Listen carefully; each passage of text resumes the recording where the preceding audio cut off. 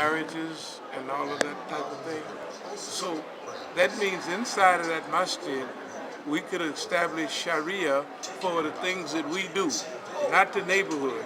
The last thing, if you wanted to be kicked out of my neighborhood, go around and tell everybody you can't drink, you can't get high. You wouldn't last an hour, right? That's Sharia. If you would, That's true. but here's what But we do. you know No, what? here's what we do. Sharia can't come fast. It's got No, to no, come slow. of course. But here's what we're talking about: Sharia in our personal lives, not in society life. We're talking about inviting people to Islam by our behavior. The sisters in the African American neighborhood see Muslims coming just like you see here, carrying babies, wives, and children all together. In my neighborhood, marriage is so rare that they don't even refer to my husband. They say my baby's daddy. You know what I mean? That Yeah, means no, I that this understand. generation of young people are so distant from the structure of family. Now, if we live in a neighborhood and they see families coming together all the time, that shows them that not only is it possible, but it's a good thing. And so we introduce Islam by our behavior. I was a major drug dealer.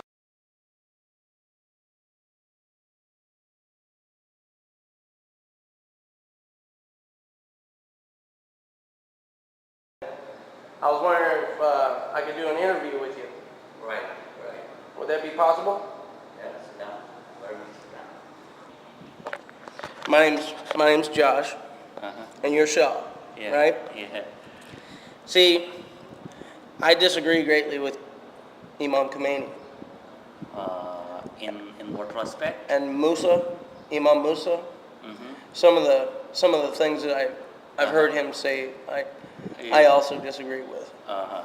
I mean, they are out of your comfort zone. Yes, yes, exactly. Right, right. And you know, I'm not out to make enemies. You know what I mean? I know. But the things that these guys are promoting, That's not. That's it's not not possible cool. here. Yeah, It's yeah, not it's cool. not cool. I know. It's against human nature, no doubt about that.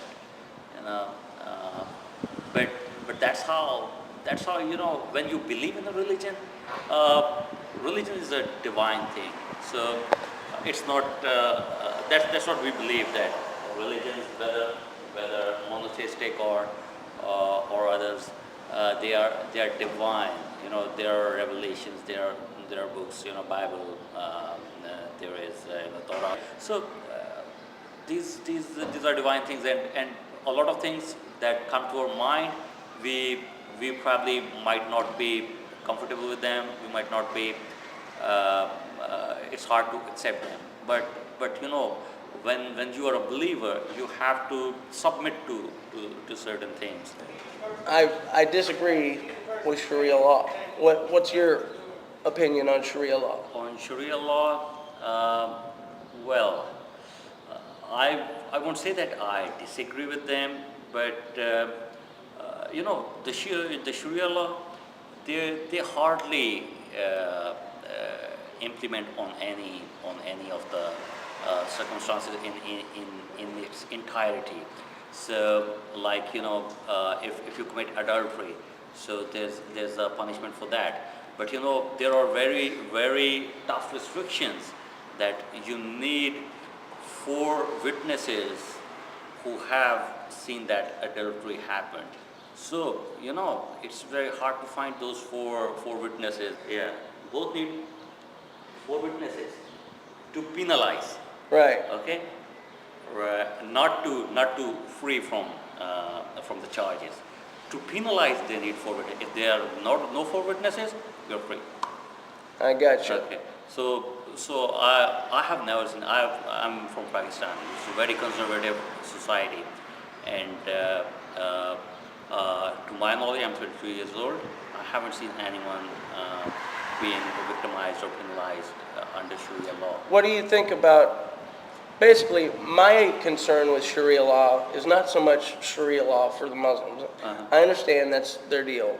And I've talked to Muslims here before where they've told me, we follow the American Constitution as much as they can, as long as it doesn't go against the law of the Sharia. Right. And my point of view is really the treatment of non-Muslims under Sharia law, the dhimma, No.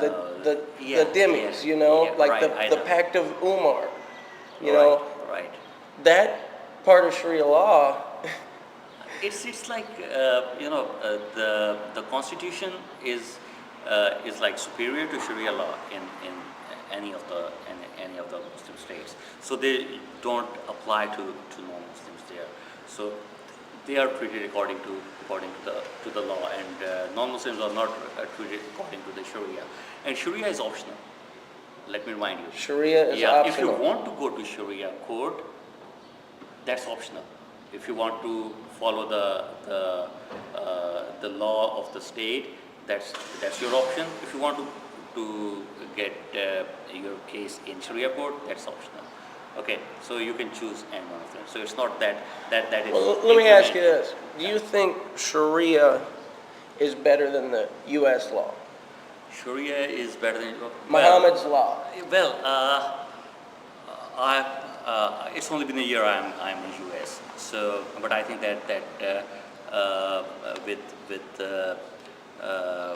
with the US law, I don't see any a conflict between the Sharia law and the US law. What about Because like it's what about like the Pact of Umar? When Right. we talk about the Pact of Umar, like Right. we've heard Obama talk about zakat, zakat, right? and For then sure, we got right. Right, the jizya. right, the jizya, You know, and exactly. I've had some deep conversations about this, Exactly.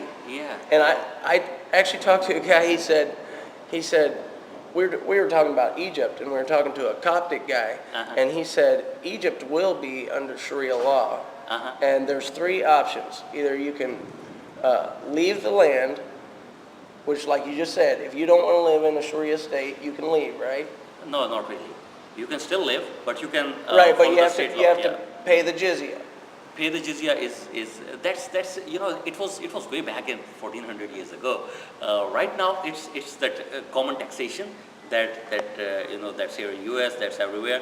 It's mainly that corporate Right, system but when we that talk works. about Sharia, it Yeah. would include if Sharia law is actually imposed somewhere, like he was talking about Egypt. Right. You either have to leave the land, pay the jizya, or we fight. He said. No, not really. It was like that okay, you invade an area, like, okay, so the what the options that are given are either you convert or you stay the same religion as you're in, but then you'll have to pay certain amount, the tax, and then you can leave. But that same tax applies to Muslims as well. Not in the name of jizya, but in the name of zakat and other Right, things, right. right? But since we cannot collect zakat from non-Muslims, so it's an alternative for non-Muslims, and it's way less than zakat that we have to pay, and we have to pay the humus, that is fifth part. Imagine, if I have $100, I have to give $20 to the state. Imagine. Right. Right, And- so it's and even hard for Muslims. than for Non-Muslims, non-Muslims, yeah, non-Muslims under Sharia law yeah. are They not don't have to pay that much. Well, they don't Yeah. have. Well, we might disagree on that, but they can't be armed either, right? Not really. under Sharia no, law. No. They can be armed. I mean, the weapon is allowed. And- Weapon is allowed. well, there- yeah. Whether Muslims or non-Muslims, for their safety, yes. Well, a strict interpretation. I mean, because the Pact of Umar Well, type of. I'm not a big fan of Umar. Okay, and I hardly have. Well, thi- I'm from. This comes yeah. from Muhammad, though. I no, mean, no. in the not- hadith, not at all, not at in all. the hadith it says you should continue the arrangement made Uh-huh. by Muhammad regarding Uh-huh. the dhimmis, because the taxes they pay fund your children's future. Mm-hmm. From Sahih al-Bukhari. From Sahih Bukhari. Well, it's as I said, that the taxation system that the taxation system that is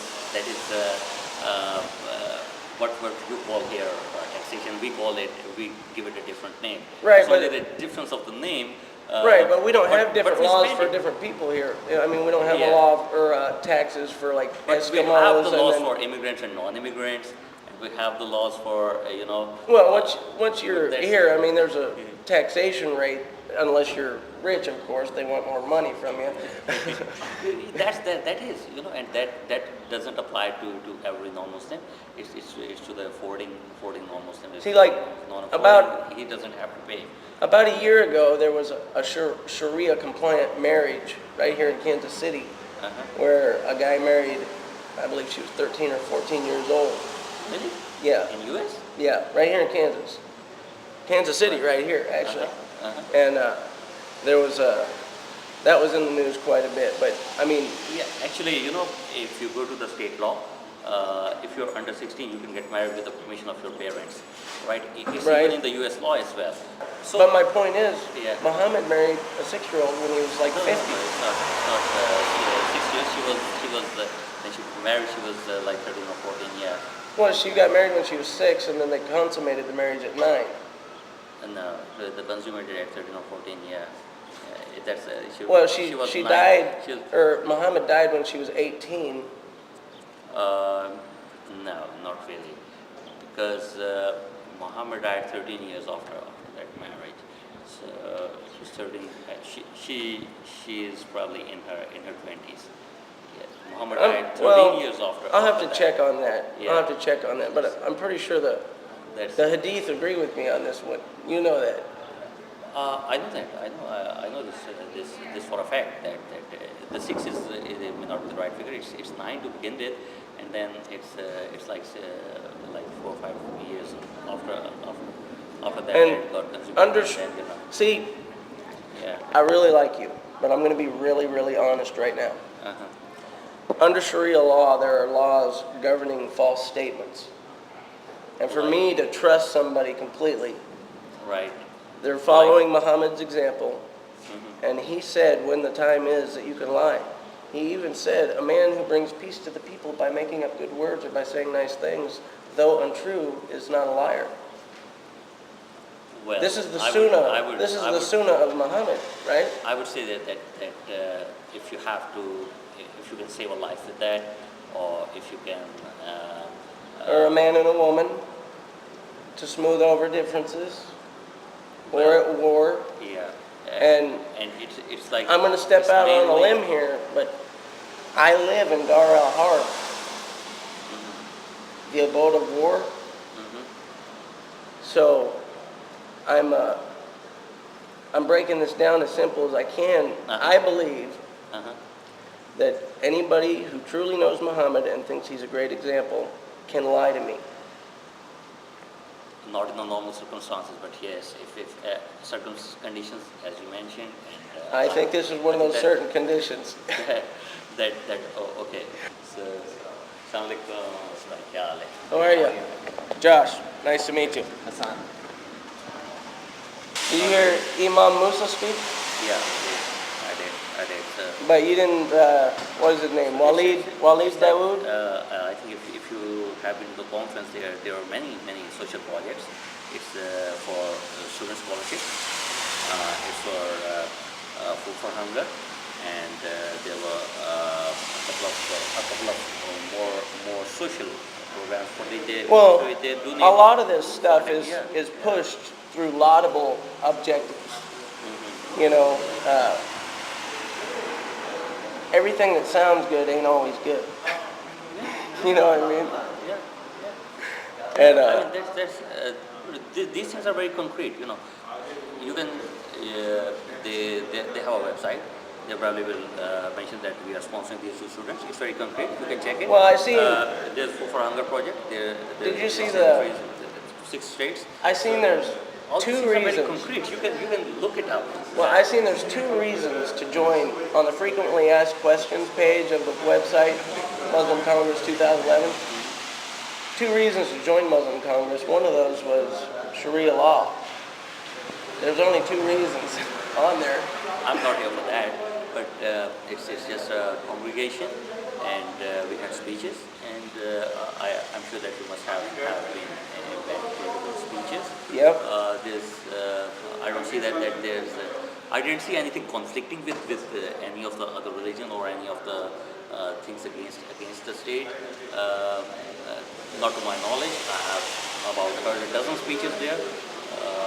So I think that we by far are the largest community obeying the American law, and the crime rate, the criminalization rate, the other rates is far less in Muslims than any other communities. So if you go through the stats, you'll find that we by far are the largest law-abiding community here in U.S. What do you think about honor killings? Honor killings, I'm against them. That's a good answer. Yeah, I'm against them. They shouldn't be. No, there are some things which are cultural. When they get mixed with the religion, it's like there's a far apart difference. It's a cultural practice for like 5,000 years, and Islam has been there for 100 and maybe 1,400 years. 1,400 years. Like, and in that part where these honor killings are there, maybe less than 1,000 years.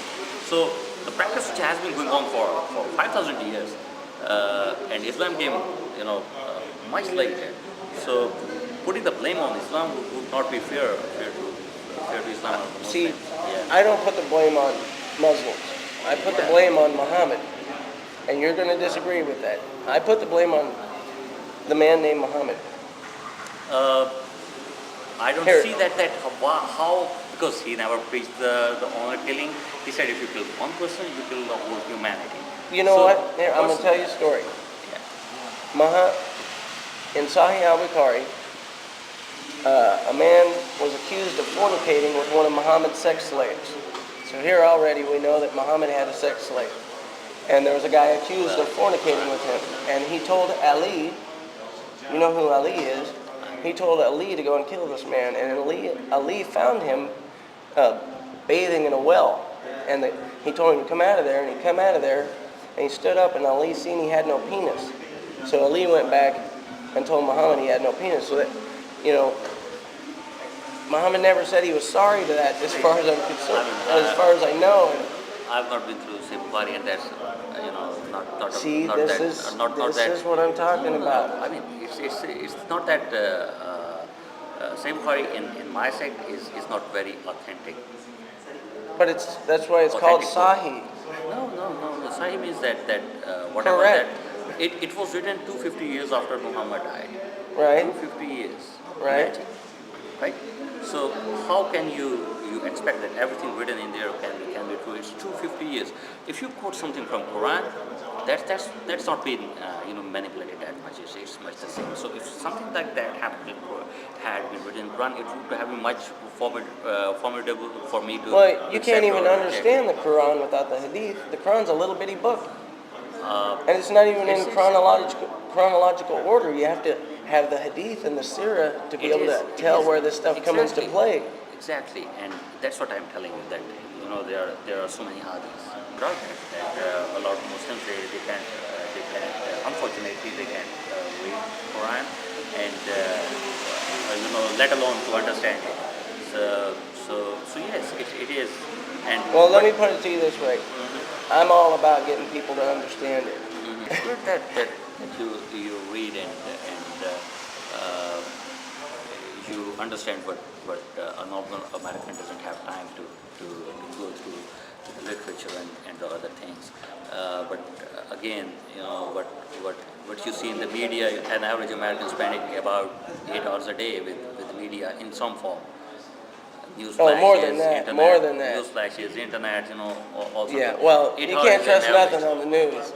8 hours is minimum, and I'm sure you must be aware of the mind control technologies that are in practice these days. So probably and the way the Muslims are portrayed in the media.